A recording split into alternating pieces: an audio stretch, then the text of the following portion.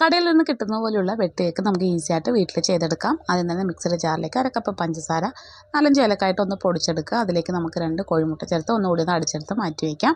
ഇനി ഒരു ബൗളിലേക്ക് നമ്മൾ 2 കപ്പ് മൈദ ചേർക്കുന്നുണ്ട്. 1 കപ്പ് റവ കൂടി ചേർക്കാം. 1/4 സ്പൂണ് ഉപ്പിട്ട് കൊടുക്കുന്നുണ്ട്. അതുപോലെ തന്നെ ചെറിയൊരു സ്പൂണ് ബേക്കിംഗ് പൗഡറും 1/4 സ്പൂണ് മഞ്ഞൾപ്പൊടി ചേർക്കുന്നുണ്ട്. അതിലേക്ക് നമ്മുടെ മുട്ട മിക്സ് ഒഴിച്ച് കൊടുക്കുന്നുണ്ട്. അതിലേക്ക് ഞാൻ 2 സ്പൂൺ ഓയിൽ ചേർക്കുന്നുണ്ട്. ഓയിലിന് പകരം നിങ്ങൾക്ക് നെയ്യ് ചേർത്താലും മതി. അതിനുശേഷം നന്നായിട്ട് ഇതുപോലെ കുഴച്ചെടുക്കുക.